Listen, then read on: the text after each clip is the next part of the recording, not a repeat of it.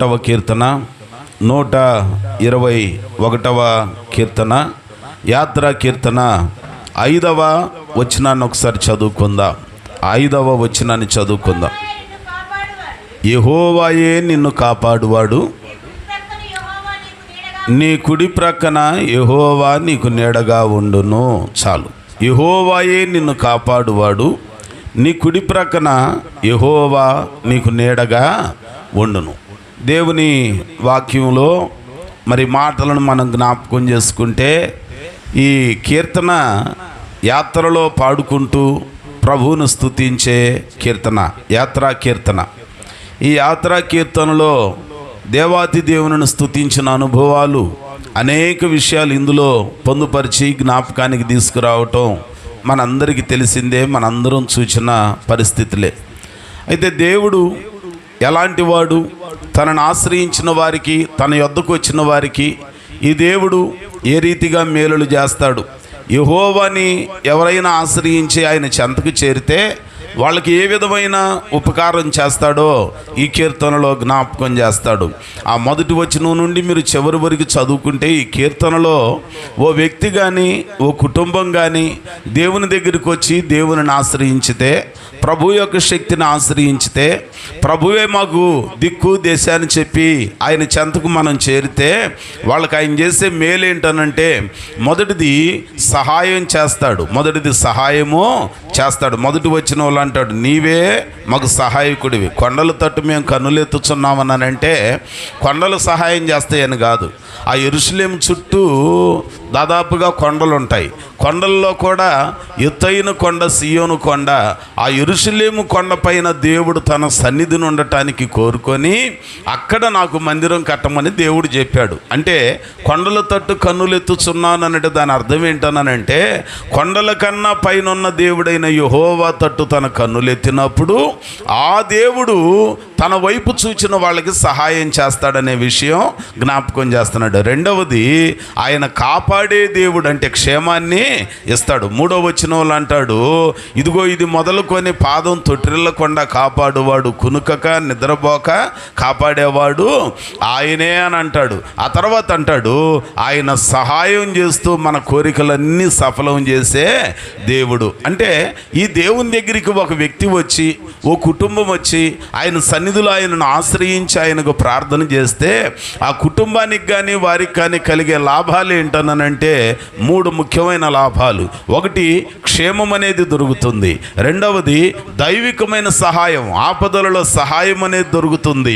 మూడవది, తన భక్తుల కోరికలను ఆయన సఫలము చేస్తాడు. తన భక్తుల కోరికలను ఆయన సఫలము చేస్తాడు. దేవుని జనాంగమా, మరి పగటికాల సమయంలో దేవుని ఆశ్రయించినామని చెప్పుకుంటున్నాం, ప్రభు దగ్గరికి వస్తున్నాం, మారు మనసు పొందాం, బాప్తిస్మం పొందాం. మారు మనసు పొంది బాప్తిస్మం పొందిన మన జీవితాలలో ఆ దేవుడు మనకు నీడగా తోడుగా ఉండాలి. ఆయన నీడగా ఉంటే మనకు కలిగే లాభాలు, అనేకమైన లాభాలు కలుగుతూ ఉంటాయి. మొట్టమొదటిగా మనం జ్ఞాపకం చేసుకుంటే దేవుడు ఓ వ్యక్తికి కానీ ఓ కుటుంబానికి కానీ నీడగా ఉన్నాడనుకో, ఆయన మన పక్షాన ఉన్నాడనుకో, మనకేం జరుగుతుందో తెలుసా? చూడండి ఒకసారి 17వ కీర్తన 9వ చరణాన్ని చదువుకుందాం. ఒకడు తన కనుపాపను కాపాడుకొనున్నట్లు నన్ను కాపాడుము, నన్ను లయపరచగోరు దుష్టులను పోగొట్టి కాపాడుము, నన్ను చుట్టుకొను నా ప్రాణ శత్రువుల చేత చిక్కకుండను, నీ రెక్కల నీడ క్రింద నన్ను దాచుము. నీ రెక్కల నీడ క్రింద నన్ను దాచుము అంటే దేవుడు గనక ఓ వ్యక్తికి తన ప్రక్కన నీడలాగా నిలుచుంటే, దేవుడు ఓ వ్యక్తికి తన పక్షాన నిలవబడి ఉంటే, తన ప్రక్కనే నీడలాగా గనక ఉంటే ఆ వ్యక్తికి కలిగే లాభాలు ఏంటనంటే ప్రాణం తీయాలని అనేక మంది చూచిన అలాంటి వాళ్ళ చేతులలో నుంచి దేవుడు వారిని కాపాడుతూ ఉంటాడు. ఉదాహరణకు మనందరికీ తెలుసు దానియేలు జీవితం, షడ్రకు మెషకు అబెద్నెగోల జీవితాన్ని జ్ఞాపకం చేసుకుంటే దానియేలును లయపరచాలని కోరుకున్నారు. ఎవరు వాళ్ళు? బబులోను సామ్రాజ్యంలో ఉన్న వాళ్ళు. దానియేలు ఏమన్నా వాళ్ళకు ద్రోహం చేశాడా? దానియేలు ఏమన్నా వాళ్ళకి కీడు చేశాడని అంటే అసలు కీడు కలిగేటప్పుడు ఈయనే వాళ్ళకు మేలు చేశాడు. ఎట్లాగుని మేలు చేశాడు? ఓసారట బబులోను సామ్రాజ్యానికి చక్రవర్తిగా ఉన్న నెబుకద్నెజరుకు ఒక కల వచ్చింది.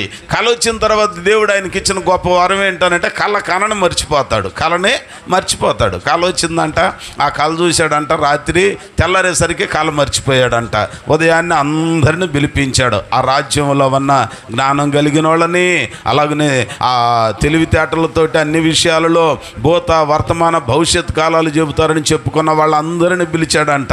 పిలిచి అంటున్నాడు, అబ్బాయి రాత్రి నాకు ఒక కళ వచ్చింది, ఆ కళ భావాన్ని మీరు చెప్పాలి అన్నాడంట. అది ఎంత భాగ్యం రాజా, నువ్వు చెప్పు కళ ఏంటో మేము చెబుతాం దాని భావం అన్నామంట అని అనగానే ఆయన అంటున్నాడంట, కళ కన్నాను కానీ కళ మరిచిపోయా, కళ కూడా మీరే చెప్పాలి. ఇది ఎక్కడ సోజ్యమయ్యా?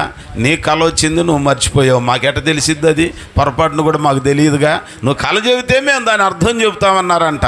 ఇక ఇవన్నీ నాకు తెలియదు అబ్బాయి, ఇన్ని రోజులు మీకు గడివేస్తున్నా, ఫలానా రోజు కల్లా నేను కని మరిచిపోయిన కళని దాని భావాన్ని చెప్పారా? సరే, లేకపోతే మీ అందరి ప్రాణాలు పోతాయని చెప్పి గదిలోకి వెళ్ళిపోయాడంట. ఇక ఏం చేయాలో అర్థం కావట్లా. దిక్కు దిశ లేక అందరూ కలిసి ఏడుస్తూ ఉంటే వాళ్ళతో పాటు ఆ గుంపులో ఎవరు ఉన్నారనంటే షడ్రకు మెషకు అబెద్నెగోలు కూడా ఉన్నారు. ప్రక్క సంస్థానంలో ఉన్న దానియేలుకి వార్తను చెప్పారంట స్నేహితులు. అయ్యా, రాజుగారు ఒక శాసనం శాసించాడు, ఆయనకు ఒక కళ వచ్చిందట, కళ మర్చిపోయాడంట, ఫలానా రోజు కల్లా ఆయన మరిచిపోయిన కళను చెప్పాలి, దాని అర్థాన్ని కూడా చెప్పాలి, చెప్పకపోతే అందరి ప్రాణాలు తీస్తామన్నాడు, వాటిలో మా ప్రాణం కూడా ఉంటుంది, ఏంటి ఇప్పుడు సంగతి అన్నానంటే దీని కొరకు ఎందుకులే బాధ అని చెప్పి దానియేలు షడ్రకు మెషకు అబెద్నెగోలతో కలిసి ఆ రాత్రి అంతా దేవుని సన్నిధిలో ప్రార్థన చేస్తున్నాడంట. ప్రార్థన చేస్తూ ఉంటే జరిగిన కార్యం ఏంటనంటే దానియేలుకి దేవుడు ఒక ప్రత్యక్షతనిచ్చాడు. రాజైన నెబుకద్నెజరు ఏ కళ అయితే కని మరిచిపోయాడో ఆ కళ ఈయనకి తెలియజేశాడు, దాని భావాన్ని కూడా తెలియజేశాడు. ఇప్పుడు దానియేలు ప్రార్థన చేయటం ద్వారా, దానియేలు స్నేహితులతో కలిసి ప్రార్థన చేయటం ద్వారా షడ్రకు మెషకు అబెద్నెగోలకే మేలు కాదంట. ఎవరికి మేలు కలిగింది? సమస్థానంలో ఉన్న జ్ఞానులందరికీ మేలు కలిగింది. మరి ఈయనేం కీడు చేయలేదే, మేలు చేసిన దానియేలును చంపనుద్దేశించి, అయ్యా ఈయన ప్రార్థన చేస్తున్నాడు, మనం ఒక శాసనం శాసించాం కదా, 30 దినాల వరకు ఏ దేవునికి కానీ దేవతకు కానీ ఏ వ్యక్తికి కానీ వాళ్ళ యొక్క ప్రార్థన మనవి తెలియజేయకూడదని చెప్పాం. మరి ఈయన ఆజ్ఞ మీరేడయ్యా అని చెప్పంటే చివరికి దేవుని సన్నిధిలో మరి రాజు శాసించినట్లుగా సింహాల బోనులో పడవేయటానికి తీర్మానం సిద్ధమైపోయింది. మొత్తానికి సింహాల బొంద దగ్గరికి తీసుకొచ్చి ఆ సింహాల గుహలో వేసేటప్పుడు అన్నాడంట, దానియేలా, అనుదినము నీవు తప్పక సేవించుచున్న నీ దేవుడే నిన్ను రక్షించును అన్నాడు. ఎంత గొప్ప మాట అండి. దేవుని సన్నిధిలో మనం జ్ఞాపకం చేసుకుంటే మేలు పొందుకొని కీడు చేయటానికి ఉద్దేశించారు, కానీ దేవుని సన్నిధిలో దానియేలు ఏమీ మాట్లాడకుండా, మారు మాట లేకుండా సింహాల బోనులోనికి అలాగున పడవేయబట్టడానికి సిద్ధమయ్యాడు. కానీ దేవుడు చేసిన అద్భుతమైన కార్యం ఏంటనంటే యెహోవా తన దూతను నంపించి సింహాల నోళ్లను మోయించాడు. చూసారా? అంటే ఓ వ్యక్తికి దేవుడు తోడుగా ఉంటే సింహాల నోళ్ళు సైతం మోయించబడతాయి. షడ్రకు మెషకు అబెద్నెగోలని అగ్ని గంధకములతో మండు గుండములో పడవేశారు. వేసింది ముగ్గురినే, తీసింది ముగ్గురినే, కానీ కనబడింది ఎంతమంది అంట? 4. 4వ రూపం ఎట్లాగునున్నదంట? దేవదూతల రూపం వల్లే ఉన్నది. అంటే ఈ దేవుడు తన భక్తులకు తోడుగా నీడగా ఉంటాడు. మరి పగటికాల సమయంలో దేవుని సన్నిధానంలోనికి వస్తున్న మన జీవితంలో కూడా అప్పుడప్పుడు మనకు కూడా అనిపించింది, అయ్యో మేము మేలు చేసామే కానీ ఈ రోజున కీడు అనుభవిస్తున్నామే, అయ్యో అందరికీ మేము ఎడమైపోయినట్టుగా ఉన్నామే, ఏంటి మా జీవితం, ఏంటి మా బ్రతుకు, ఏంటి మా పరిస్థితి అన్నట్టు ఉంటుంది. ఏదున్నా ఏమి లేకపోయినా, ఎవరున్నా ఎవరు లేకపోయినా దేవుడు నీకు నాకు తోడయ్యి ఉంటే మనకి ఏ విధమైన కీడు కలగదు. దేవుడు నీడగా ఉంటే శత్రువుల బారి నుంచి విడిపిస్తాడు. దానియేలును సింహాల బోనులో నుంచి విడిపించాడు. అందుకని మనం పడతాం, దానియేలును సింహపు బోనులో కాపాడినది నీవే కదా. దానియేలును సింహపు బోనులో కాపాడినది నీవే కదా. నోవాహు కాచిన జల ప్రళయములో నోవాను కాచిన బలవంతుడవు నీవే కదా. నీవే కదా, నీవే కదా.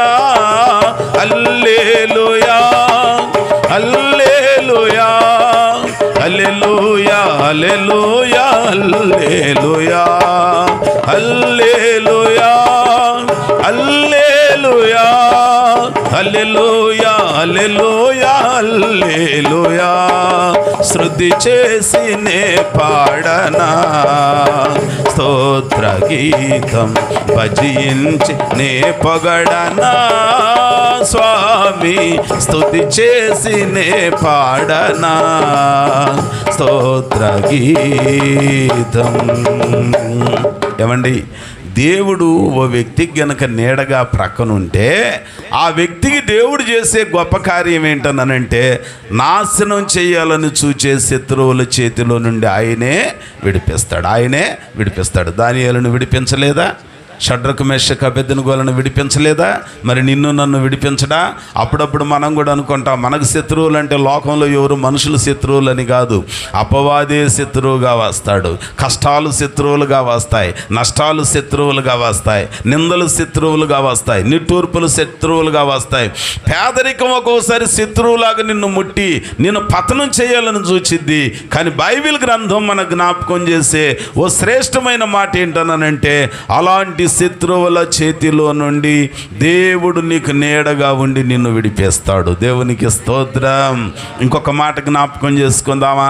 ఇదే కీర్తనల గ్రంథంలో 109వ కీర్తన 109వ కీర్తన 31వ వచనం జ్ఞాపకం చేసుకుందాం. 109:31. దరిద్రుని ప్రాణములను ఎవరి చేతిలో నుంచి అంటండి? విమర్శకు లోబరుచు వారి యొక్క చేతిలో నుండి తప్పించుటకై యెహోవా అతని కుడి ప్రక్కన నిలుచుచున్నాడు. ఎంత బాగుంటుందో ఆ మాట. జాగ్రత్తగా అర్థం చేసుకుంటే దరిద్రుని ప్రాణమును విమర్శకు లోబరుచు వారి చేతిలో నుండి ఎవరనంట? దరిద్రునిగా ఉన్నాడు. ఒకప్పుడు బాగానే ఉంటాయి, కానీ అన్నీ కోల్పోతే లోకం దృష్టిలో జనం దృష్టిలో దరిద్రులు. మరి దరిద్రులకు దేవుడు తోడు ఉండకూడదుగా? మరి మనమే అంటాముగా దేవుడు విడిచిపెట్టాడు అందుకే అన్నీ పోయినాయి దరిద్రుడు అయ్యాడు అని అంటాడు. కానీ ఇప్పుడు ఎవరంట ఆ దరిద్రుని పక్షాన ఉన్నది? దరిద్రుని ప్రాణమును విమర్శకు లోబరుచు వారి చేతిలో నుండి. విమర్శకు లోబరుచు వారి అంటే విమర్శించే వారి చేతిలో నుండి నిన్ను కొన్ని కష్టాలకి, కొన్ని భయంకరమైన నిందలకి అనేక రీతులుగా విమర్శిస్తూ ఉంటారే, అలాంటి వారి చేతిలో నుండి దరిద్రుని ప్రాణాన్ని రక్షించటానికై ఎవరు నీడగా ఉంటారంట? యెహోవా అతన్ని కుడి ప్రక్కన నిలుచుచున్నాడు. దారిద్ర్యాన్ని బట్టి బాధపడతావా? ఆ దారిద్ర్యంలో దేవుడు నీ ప్రక్కన ఉన్నాడని సంతోషిస్తావా? దేవునికి స్తోత్రం. ఓ ప్రక్కన దారిద్ర్యాన్ని బట్టి బాధపడే పరిస్థితులు ఉంటాయి. యోబుకి అన్నీ వచ్చాయి, అన్నీ పోయాయి. 10 మంది బిడ్డలు ఒక్క దినానే 10 మంది బిడ్డలు మిద్ది కూలిపోయింది, 10 మంది చనిపోయారు. ఉన్న యావదాస్తి పోయింది. ఇక మిగిలింది ఏంటనంటే ఊపిరొక్కటే మిగిలింది. ఆరోగ్యం దెబ్బతినిపోయింది, బలం తరిగిపోయింది, చావు ఒక్కటే మిగిలింది. చావుకు దగ్గరైపోతున్నాడు. అందరూ చూసి అతడు దరిద్రుడు అనుకుంటున్నారు. కానీ ఆ దరిద్రున్నట విమర్శించటానికి కోరలు చాచి ఉన్న వారి యొక్క చేతులలో నుండి రక్షించటానికి దేవుడు అతను ప్రక్కన ఉండి చివరికి దేవుడు చేసిన గొప్ప కార్యం ఏంటనంటే అతను పోగొట్టుకున్న దానికి 2 అంతల ఆశీర్వాదాన్ని ఇచ్చాడు. అంటే ఇప్పుడు మనం కోల్పోయినవి, మన దారిద్ర్యతలో నుంచి మనం బయటపడటానికి, మన ప్రాణాన్ని సురక్షితంగా కాపాడుకోవటానికి మనం కూడా చేయాల్సింది, ప్రభువా నీవు నా పక్షాన ఉంటే చాలు, నీవు నాకు తోడుగా ఉంటే చాలు, నీవు తోడై ఉంటే నాకు ఇన్ని మేలులు కలుగుతాయి అని చెప్పి ఆయన సన్నిధిలో ప్రార్థన చేసుకునే వారిగా ఉండాలంట. బహుశా ఈరోజు మనం అనుభవిస్తున్న కష్టాలను బట్టి, దారిద్ర్యాన్ని బట్టి ఒకవేళ మనం ప్రార్థనకు దూరం అవుతున్నామేమో, సహవాసానికి దూరం అవుతున్నామేమో, భక్తి జీవితానికి కాస్త ఎడమవుతున్నామేమో. కాకూడదట. ఆ దారిద్ర్యములో దేవునికి మనం చేరువుగా ఉంటే, దేవునికి ఎక్కువ ప్రాధాన్యతనిస్తే, నీకు తెలియకుండా ఆయన నీ ప్రక్కన నిలవబడి నిన్ను శత్రువుల చేతిలో నుంచి విడిపిస్తాడు, శత్రువుల చేతిలో నుంచి విడిపిస్తాడంట.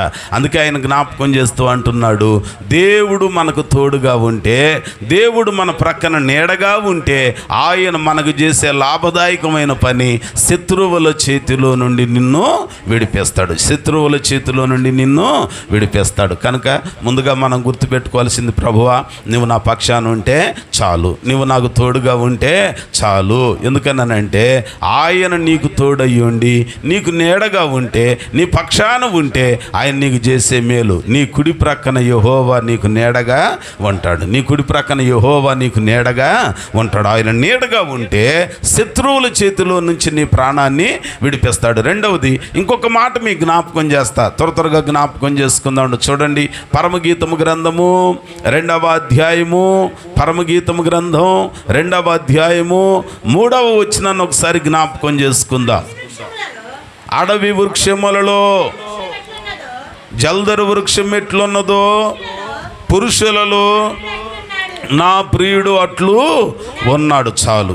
అంటే ఆ మాట్లాడుతూ సంఘం అని ఏమంటుందంట, అడవి వృక్షములలో జల్దరు వృక్షము ఎట్లున్నదో పురుషులలో నా ప్రియుడు అట్లున్నాడని చెప్పి ఆనందభరితనై నేను అతని నీడన కూర్చుంటిని, అతని నీడన కూర్చుండి. అంటే ఓ వ్యక్తి జీవితంలో దేవుడు గనక నీడగా నీ ప్రక్కన ఉంటే అతనికి దొరికే లాభం మొదటిది శత్రువుల చేతిలో నుంచి విడిపిస్తాడు. రెండవది ఆనందం లేని దుఃఖంలో ఉన్న నీకు ఆనందాన్ని సమృద్ధిగా దయచేస్తాడు. ఈ వచనంలో మనం జ్ఞాపకం చేసుకుంటే పరమగీతము రచించిన ఆయన 1వ అధ్యాయం 1వ వచనంలో అంటాడు, సొలొమోను రచించిన పరమగీతం. ఈ పుస్తకానికి గీతాలన్నింటిలో కూడా శ్రేష్టమైన గీతమని, గీతాలకు గీతమని పేరున్నది.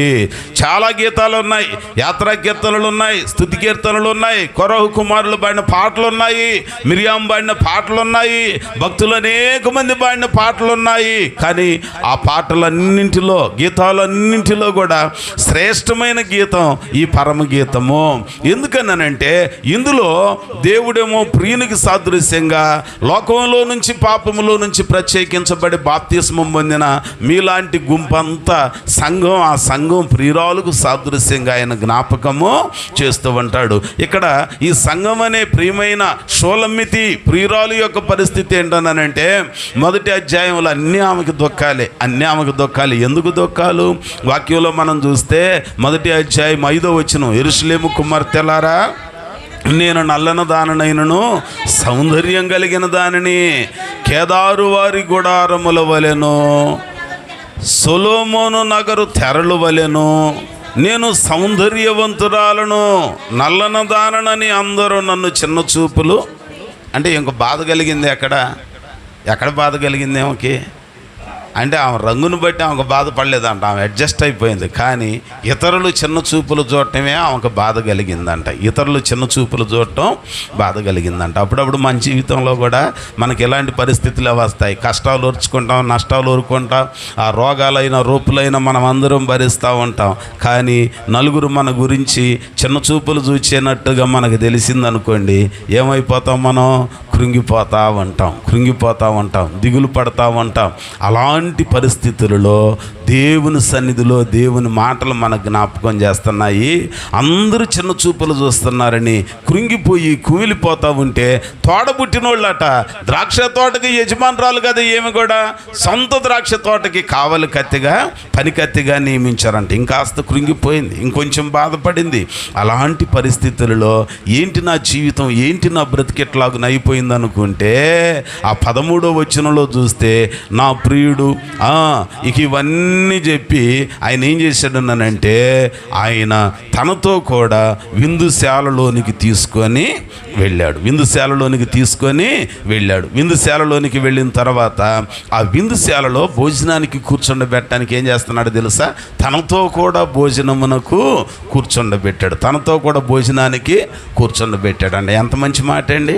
దేవుని వాక్యంలో మనం జ్ఞాపకం చేసుకుంటే ఓ చక్కని సందర్భం అందులో అని అంటాడు కదా. చూడండి ఒకసారి, శ్రేష్టమైన మాట 12వ వచనం, రాజు విందుకు కూర్చుండి ఉండగా నా పరిమళ తైలపు సువాసన వ్యాపించను అని చెప్పి ఏమి ఎక్కడ కూర్చున్నది అని అంటే ఆయనతో పాటుగా 4వ వచనం 2వ అధ్యాయంలో, అతడు నన్ను విందుశాలకు తోడుకొని పోయెను, నా మీద ప్రేమను ధ్వజముగా ఎత్తెను. విందుశాలకు తోడుకొని పోయాడంట. ఎవరితో? ప్రియుడైన యేసుతో. ఈ మధ్యకాలంలో కొంతమంది ఎట్లాగునున్నారనంటే ప్రార్థనల గురించి మీకు జ్ఞాపకం చేస్తున్నా. అపోస్తలుల బోధ అని చెప్పి ఒక పిచ్చి పట్టింది. అపోస్తలుల బోధన అంటే ఏంటి? అపోస్తలులు ఎవరి గురించి చెప్పారు? ఆది అపోస్తలులకి బైబిల్ థియలాజికల్ సర్టిఫికెట్స్ ఏమి లేవు. ఎవరు వాళ్ళకి ఏమీ నేర్పల. 3.5 సంవత్సరాలు ఎవరితో తిరిగారు? యేసుతోనే తిరిగారు. యేసయ్య అడుగులలోనే అడుగులేశారు. యేసయ్య చేసిన అద్భుతాలు అసలు అది ఆ అపోస్తలులు ఎవరు అనంటే సాక్షులు. ఎవరికి సాక్షులు? అబ్బాయి మీ అందరేమో యేసు వడ్లవాని కుమారుడు అంటున్నారు, మరీ కుమారుడు అంటున్నారు. కాదురా బాబు, ఆయన లోకరక్షకుడు, ఆయన పరము నుంచి దిగి వచ్చిన మెస్సయ్య. అందుకు మేము సాక్షులం. ఎందుకని సాక్ష్యం ఇస్తారు? ఎట్లాగనిస్తారు అని అంటే లోకంలో మనుషులందరూ చనిపోయారు కానీ తిరిగి లేచిన వాడు ఒక్కడో లేడు. కానీ నజరేయుడైన యేసు అయితే ప్రాణం పెట్టాడు. తాను చెప్పిన రీతిగా 3వ దినాన తిరిగి లేచాడు. అందుకు మేము సాక్షులం. గుడ్డి వాళ్ళకి చూపునిచ్చాడు, మేము సాక్షులం. గుడ్డి వాళ్ళకి నడకనిచ్చాడు, మేము సాక్షులం. చచ్చిన వారిని బ్రతికించాడు, మేము సాక్షులం. ఆయనే మెస్సయ్య, ఆయనే క్రీస్తు. ఆయన నామములో తప్ప మరొక నామములో రక్షణ లేనే లేదు అని చెప్పారంట. ఎంత గొప్ప విషయం అండి ఇది. అపోస్తలులు చేసిన బోధ, యేసును గురించి బోధ చేశారు. నీవు పాపివని తెలుసుకొని పాపాన్ని ఒప్పుకొని విడిచిపెట్టి బాప్తిస్మం పొంది సంఘంలో సహవాసంలో నిలకడగా ఉండాలి అనేది అపోస్తలుల యొక్క బోధ. అయితే కొంతమంది ఈ మధ్యకాలంలో నాకు కొంతమంది చెబుతా ఉన్నారు, ఏమని అంటున్నారంటే అసలు ఎందుకు వచ్చిందయ్యా సమస్య అనంటే అయ్యగారితో పాటు వీళ్ళు కూడా భోజనానికి కూర్చోవచ్చా, అయ్యగారితో పాటు వీళ్ళు కూడా టీ తాగవచ్చా, అయ్యగారితో పాటు అసలు వీళ్ళు నడవచ్చు. అరే ఏం మాట అండి. యేసు ప్రభు వారికి అని ప్రక్కనున్న శిష్యులకి ఏమైనా తేడా ఉందా? మళ్ళీ మన మాట చెప్పండి. తేడా ఉంటే యోధా ఇస్కరియోతో డీల్ కుదిరించుకున్నాడు. 30 వెండి నాణ్యములకు ఆయన అప్పగిస్తానని బేరం కుదిరించుకున్నాడు కదా. డీల్ అయిపోయింది కదా. డీల్ అయిపోయిన తర్వాత ఇప్పుడు వాళ్ళు అడుగుతున్నారంట, అబ్బాయి అన్నీ బాగానే ఉన్నాయి, వాళ్ళు గెస్సమైన తోటలో ఉంటారని చెబుతున్నావు, మరి మేము ఆయనను గుర్తుపట్టేది ఎట్లా అని అంటే దాని అర్థం ఏంటి? అందరూ ఒకేలాగా అవునా కాదా చెప్పరే మీరు మరి, అవునా కాదా? అందరూ ఒకేలాగా ఉన్నారు, కట్టు బొట్టు అన్నీ ఒకలాగానే ఉన్నాయి. అందుకని యేసు ఎవరో నేను ఎట్లాగను గుర్తుపెట్టేది అనంటే అప్పుడు ఆయన అంటాడంట, నేను ఎవరినైతే ముద్దు పెట్టుకుంటానో అదిగో ఆయనే యేసు అన్నానంటే అందరూ సమానమే. దేవుని దగ్గరికి వచ్చాక అందరం సమానమే. ఒక సేవకునిగా హృదయంలో మీరు గౌరవం ఇవ్వాలి, ప్రాధాన్యతనివ్వాలి. కానీ నాకేమో కనకపు సింహాసనం వేసి మీరేం కటికి నేల మీద కూర్చోమని కాదు, నాకేమో పంచపక్ష పరమాణాలు పెట్టి మీరేం ఉట్టి మంచినీళ్ళు తాగమని అర్థం కాదు. దేవునికి స్తోత్రం చెప్పండి. ఇంకోసారి చెప్పండి. వాక్యం అంటుంది అందుకనే ఈ సంఘం అనే శూలమితినట ప్రియుడైన యేసు క్రీస్తు వారు విందుశాలలోనికి తీసుకెళ్ళాడు. అమ్మాయి నువ్వు నల్లబడ్డావు, నువ్వు కింద కూర్చో, అల్లంత దూరంలో కూర్చో అనలేదంట. ఎక్కడ కూర్చోండి పెట్టుకున్నాడు? తనతో కూడా కూర్చొని అందుకని ఒక భక్తుడు అంటాడు, వేడుకతో విందుశాలకు తోడుకు వెళ్ళును నా ప్రియుడు, వేడుకతో విందుశాలకు తోడుకు వెళ్ళును నా ప్రియుడు, కోరిన ఫలములు తినిపించునుగా, కోరిన ఫలములు తినిపించునుగా, పూరిమితో నా ప్రియ ప్రభువు, పూరిమితో నా ప్రియ ప్రభువు, ఆనందం ఆనందం ఆ ప్రియుని స్వరం మధురం, ముఖము మనోహరం, ప్రియుని ముఖము మనోహరం. హల్లెలూయా. దేవుని వాక్యంలో చూస్తూ ఉన్నాం, అనేక మంది అనేక పద్ధతులు ఆచరించవచ్చేమో, కానీ మనం మాత్రం మనకు తెలిసిన యేసుక్రీస్తు చెప్పిన పద్ధతిని ఆచరించేటట్లుగా ఉండాలి. వాక్యంలో ఆ తల్లి జ్ఞాపకం చేస్తుంది, మొదటి అధ్యాయములో అందరూ చిన్న చూపులు చూచారు, తోడబుట్టిన వారు కూడా చిన్న చూపు చూచి ద్రాక్ష తోట యజమానురాలు అయితే ఆమెను కావలి కత్తిగా నియమించారు, చులకనగా చూచారు, పుట్టెడు దుఃఖంలో ఉన్నది, కడుపు గాలిపోతుంది, వేదనలో ఉన్నది.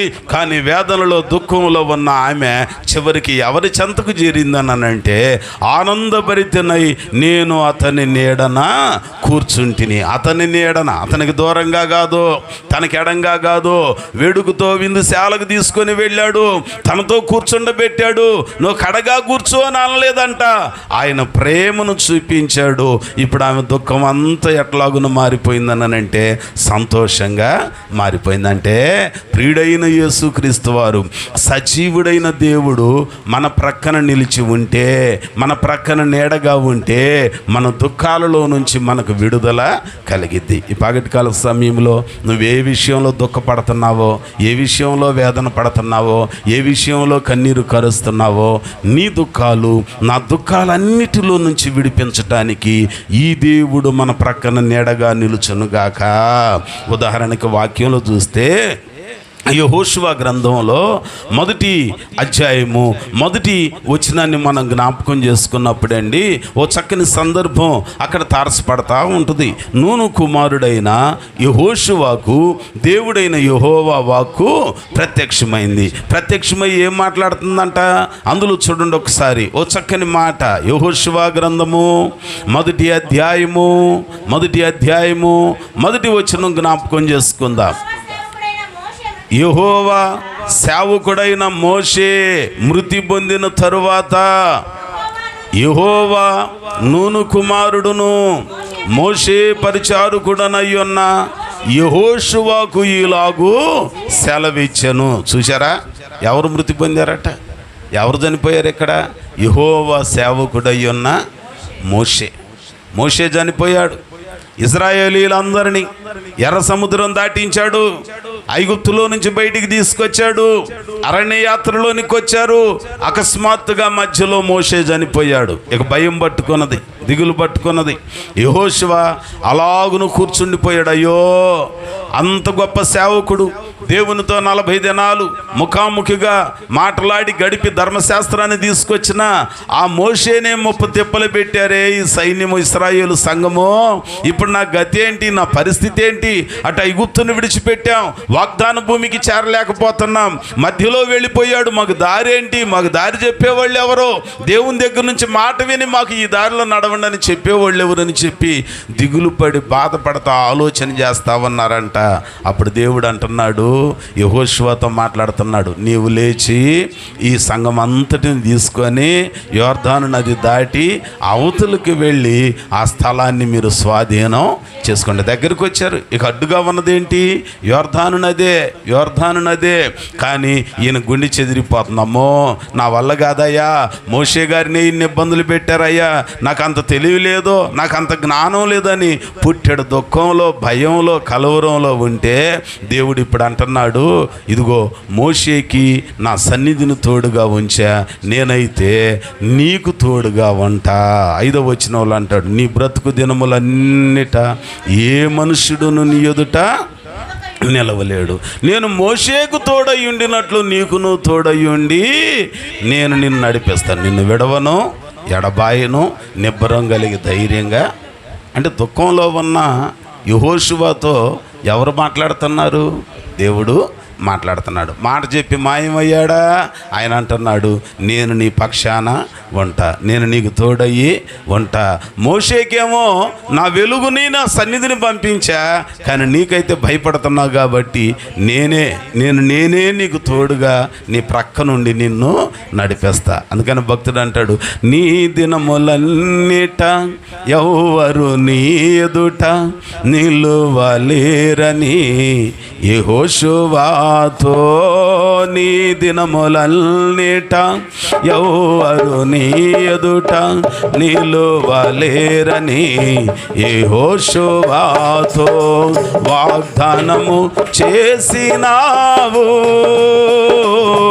వాగ్దాన భూమిలో చేర్చినావు, వాగ్దానము చేసినావు, వాగ్దాన భూమిలో చేర్చినావు.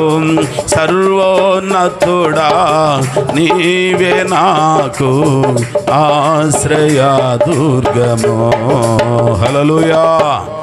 మనం దుఃఖంలో ఉన్నప్పుడు ఈ దేవుడు మన పక్షాన ఉంటే, ఈ దేవుడు మనకు తోడుగా మన ప్రక్కన నిలిచి ఉంటే మన దుఃఖాలన్నీ తొలగిపోయి మనకు సంతోషం అనేది కలుగుతున్నది. షోలమితి దుఃఖంలో ఉన్నది, అందరూ ఎలివేసినట్టు చూచారు, అందరూ చిన్న చూపులు చూచారు. ఈరోజు నీ జీవితంలో నీవు కూడా గుర్తుపెట్టుకో, కొన్ని పరిస్థితులు తారుమారై ఉండపోవచ్చు.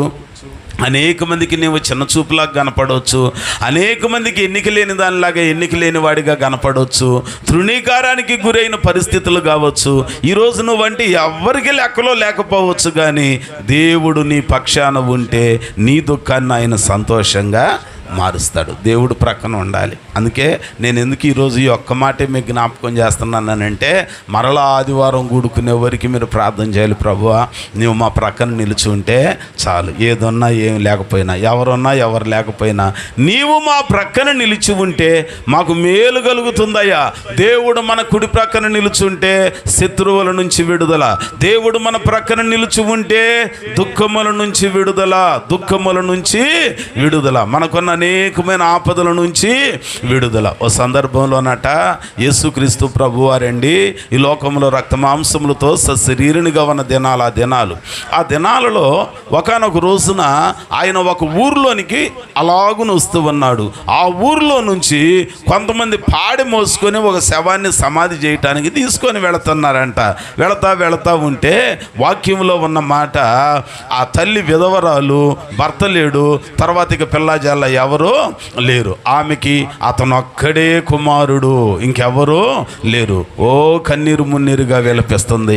అయ్యా అందరూ పోయారయ్యా, ఇక బిడ్డ అనుకున్నానయ్యా, ఈ బిడ్డ కూడా నాకు లేకుండా పోయాడయ్యా, అయ్యో వృద్ధాప్యానికి వచ్చా, నా జీవితం ఏంటి, నా బ్రతికేంటి, నా గతి ఏంటని చెప్పి ఓ ఏడుస్తా రోదన చేస్తూ ఉంటే ఆ కన్నీటిని చూశాడంట ప్రభువారు. కన్నీటిని చూచి ఆ పాడి మోసేవాళ్ళతో చెప్తున్నాడు, పాడిను ఆపి ఆ శవాన్ని ముట్టగానే శవము లేచి కూర్చున్నది. ఆ శవము లేచి మాట్లాడటం మొదలుపెట్టిందంట. ఎంత గొప్ప విషయం అండి. దేవుని వాక్యం మన జ్ఞాపకం చేస్తుంది ఓ శ్రేష్టమైన మాట. ఆయన మన ప్రక్కన నిలిచి ఉంటే మన దుఃఖాలన్నింటిలో కూడా మనకు సంతోషం అనేది కలుగుతుంది. ఆయన మన ప్రక్కన ఉండాలి.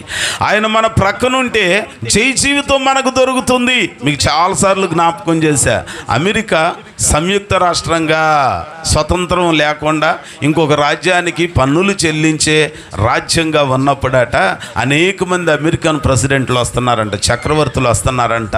వచ్చినప్పుడల్లా యుద్ధాన్ని ప్రకటిస్తున్నారంట. ఎందుకని? మన దేశాన్ని మనం స్వతంత్ర దేశంగా విడగొట్టుకొని మనమే పాలించుకుందామని యుద్ధానికి వెళుతున్నారంట. ఏ చక్రవర్తి వచ్చినా రావటమే స్వాతంత్ర్యం కోసం పోరాటం అంటున్నాడు. వెళుతున్నారు, తీరా చూస్తే విజయం దొరకట్లేదంట.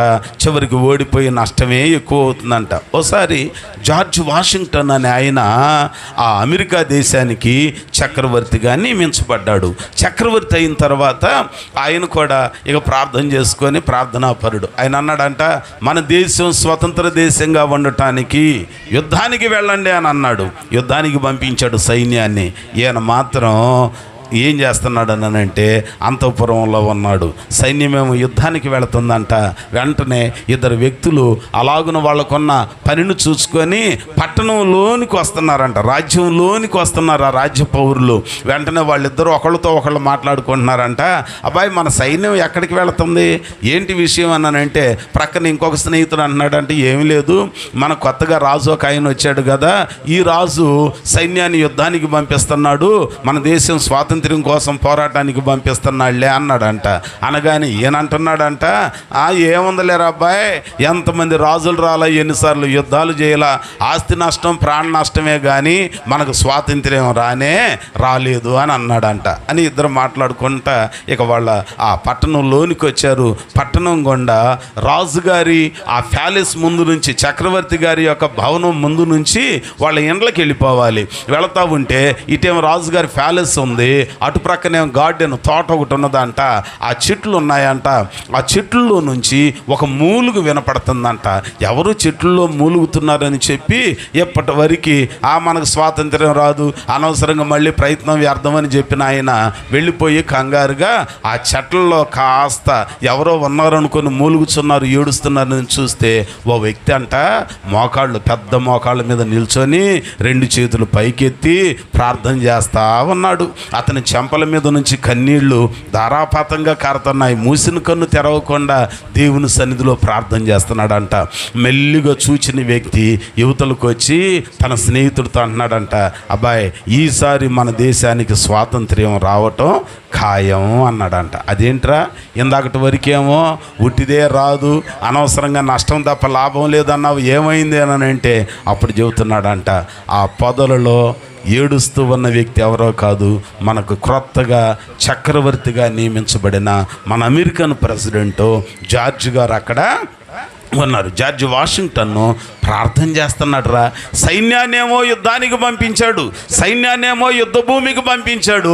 చక్రవర్తి మాత్రం అలాగున నేల మీద ఎరిపెక్కిన చెక్కెళ్ళతోటి ఏడుస్తూ దేవుని సహాయం కొరకు ప్రార్థన చేస్తున్నాడు. కాబట్టి నాకు ఒక నమ్మకం ఉన్నది, దేవుని సన్నిధిలో నాయకుడు ప్రార్థన చేస్తూ సైన్యం యుద్ధానికి వెళ్ళింది కాబట్టి, మోషే చేతులెత్తినప్పుడు యెహోషువ కాలేబులు యుద్ధానికి వెళ్ళినప్పుడు మహర్దశ వచ్చినట్లుగా మనకు కూడా మేలు కలిగిద్ది అన్నాడు. అదే రీతిగా ఆ సంవత్సరం అట దేవుని దయ వలన అమెరికా దేశానికి స్వాతంత్రం వచ్చింది. స్వాతంత్రం వచ్చిన తర్వాత జార్జ్ వాషింగ్టన్ కాలంలో స్వాతంత్రం వచ్చింది కాబట్టి ఆయన పేరు గుర్తుండేలాగా అమెరికా పట్టణానికి రాజధానిగా, ముఖ్య నగరంగా వాషింగ్టన్ అనే పేరు ఆ పట్టణానికి పెట్టారంట. దేవునికి స్తోత్రం. అంటే మన జీవితంలో కొన్ని దుఃఖకరమైన అనుభవాలు ఉంటాయి, కన్నీటితో కూడిన అనుభవాలు ఉంటాయి, కానీ ఆ అనుభవాలలో దేవుడు మన ప్రక్కన నిలిచి ఉండాలి. అప్పుడప్పుడు అంటారు, నేను నిలిచి ఉంటా, నేను ఏం పర్వాలా నేను అసలు విడవనని అంటాం. కొన్ని సందర్భాలలో అందరూ తారుమారు అయిపోద్ది. కానీ దేవుడు గనుక మన పక్షాన ఉంటే అపజయం అనేది మనకు తెలీదు. జయ జీవితమే దేవుడు ఇస్తాడు. చివరికి ఇంకొక మాట చెప్పి నేను ప్రార్థన చేస్తాను చూడండి.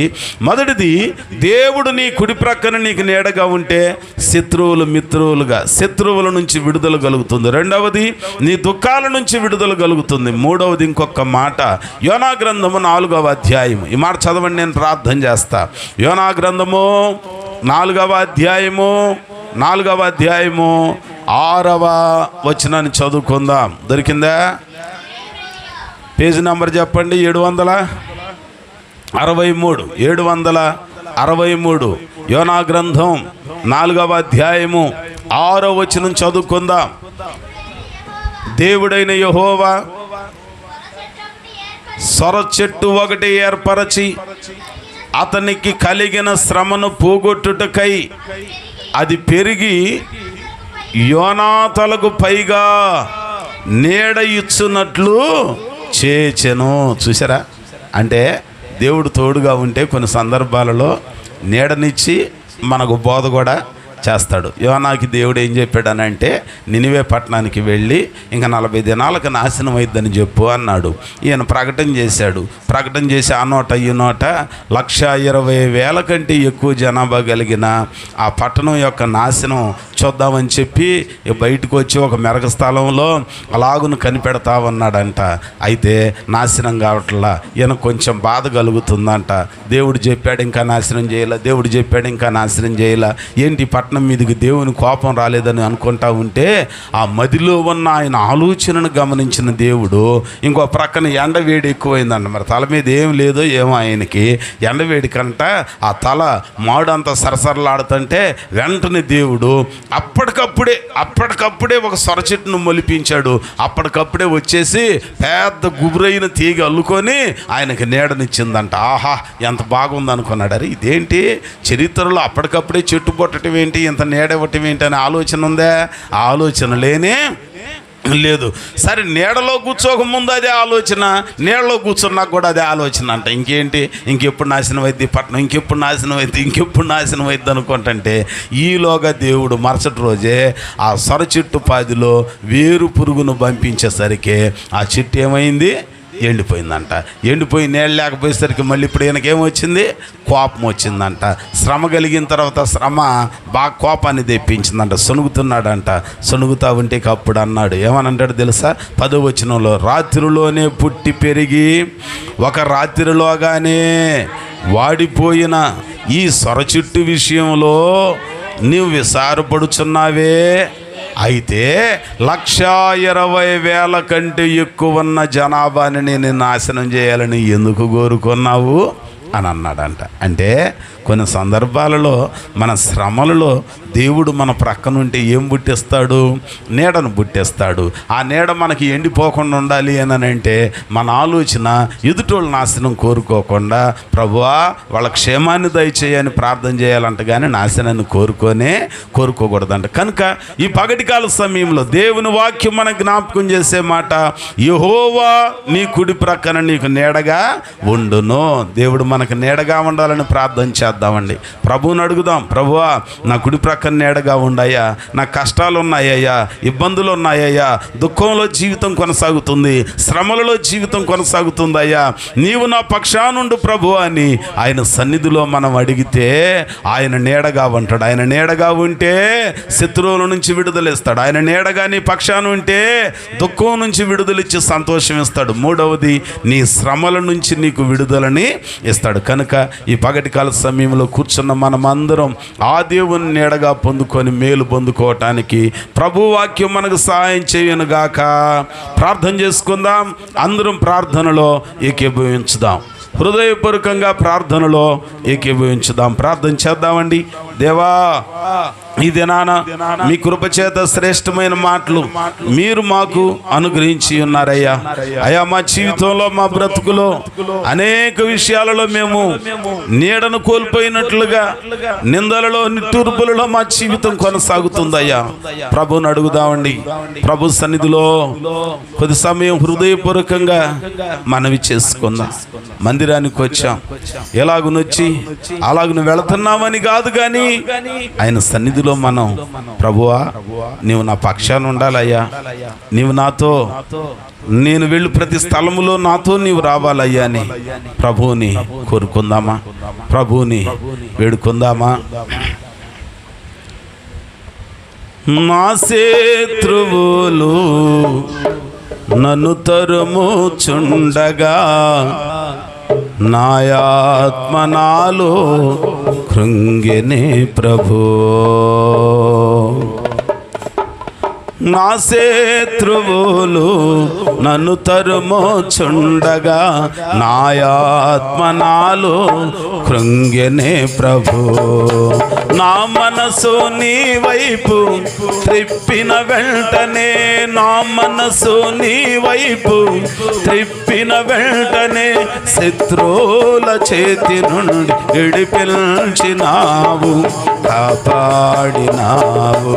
శత్రువుల చేతి నుండి విడిపించినావు, కాపాడినావు. స్తుతి పాత్రుడా, స్తోత్రార్హుడా, స్తుతులందుకో పూజార్హుడా, స్తుతి పాత్రుడా. నా ప్రాణ స్నేహితులు నన్ను చూచి దూరాన నిలిచేరు నా ప్రభు. నా ప్రాణ స్నేహితులు నన్ను చూచి దూరాన నిలిచేరు నా ప్రభు. నీ వాక్య ధ్యానమే నా త్రోవకు వెలుగై, నీ వాక్య ధ్యానమే నా త్రోవకు వెలుగై నన్ను నిల్పెను నీ సన్నిధిలోని సంగములో. నన్ను నిల్పెను నీ సన్నిధిలోని సంగములో. స్తుతి పాత్రుడా, స్తోత్రార్హుడా, స్తుతులందుకో పూజార్హుడా. స్తుతి పాత్రుడా, స్తోత్రార్హుడా, స్తుతులందుకో పూజార్హుడా. ఆకాశమందు నీవు తప్ప నాకెవరున్నారు నా ప్రభు. ఆకాశమందు నీవు తప్ప నాకెవరున్నారు నా ప్రభు. స్తుతి పాత్రుడా. ప్రార్థన చేసుకుందా. పగటికాల సమయంలో ప్రభు పాద సన్నిధిలోనికి చేరిన మనమందరం నిండు మనసుతో ప్రభువును కోరుకో.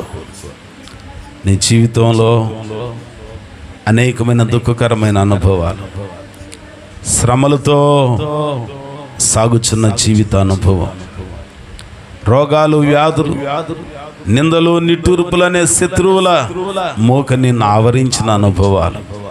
అయితే నీ కుడి ప్రక్కన యెహోవా నీకు నీడగా ఉంటే, ఆయనను ఆశ్రయించి ఆయన వైపు మనం చూచినప్పుడు క్షేమం ఇస్తాడు, కార్యాలను సఫలం చేస్తాడు. అంతేకాదు నిన్ను కాపాడి తన కృపలో భద్రపరుస్తాడు. ఈరోజు ప్రభువును మనం అడుగుదాం. ప్రభువా, నా పక్షాన నీ ఉండయ్యా, నాతో కూడా నీ ఉండు ప్రభువా. నా పక్షాన నీ ఉండి నాకు మేలు చేయయ్యా. ప్రభువుని అడుగుదామండి. ప్రార్థన చేసుకుందా. అందరం ప్రార్థనలో ఏకీభవించుదాం. పరిశుద్ధుడా, ప్రేమ కలిగిన మా తండ్రి, జాలి కలిగిన మహోన్నతుడా, నీకు వందనాలు చెల్లిస్తున్నాను. ఈ పగటికాల సమయంలో చేరు వచ్చిన బిడ్డలను దీవించండి, మీరు ఆశీర్వదించండి, మీ కృపలో వర్ధిల్ల చేయండి, మీ కృపలో బలపరచండి, మేలులతో నింపండి, ప్రతి విధమైన కీడుల నుంచి తప్పించండి. పగటికాల సమయంలో అనేక మంది బిడ్డలు పైకి సంతోషంగా కనపడుతూ ఈరోజు విన్న వాక్యంలోని మాటల లాగానే దుఃఖాలలో ఉన్న వాళ్ళు ఉన్నారయ్యా. రోగాలు, నిందలు, నిట్టూర్పులనే శత్రువుల చేత అవమానానికి గురైన పరిస్థితులలో ఉన్నవారు ఉన్నారయ్యా. శ్రమలలో గుండా జీవితాన్ని నడిపించుకుంటున్న వాళ్ళు ఉన్నారయ్యా. అయ్యా, మీరు మా కుడి పక్షాన ఉండండి. మీరు మా కుడి ప్రక్కన నీడగా ఉండి మమ్మల్ని నడిపించండి. మాకున్న శోధనలన్నిటి నుంచి విడిపించండి. మరలా నూతనమైన నవనూతనమైన కృపాభిషేకాన్ని ఇచ్చి బలపరచమని, విన్న వాక్యం ప్రతి వారి వినికిడిలో ముద్రించి నీరు కట్టి ఫలింప చేయమని యేసు నామమున ప్రార్థన చేసి వేడుకొనుచున్నాం తండ్రి. ఆమేన్. మంచిది. అందరు లేచి నిలబడదాం. చివరికి ఒక పాట పాడుకొని ఉండగా కానుకలను సమర్పించుకుందాం. అందరూ లేచి నిలబడదాం.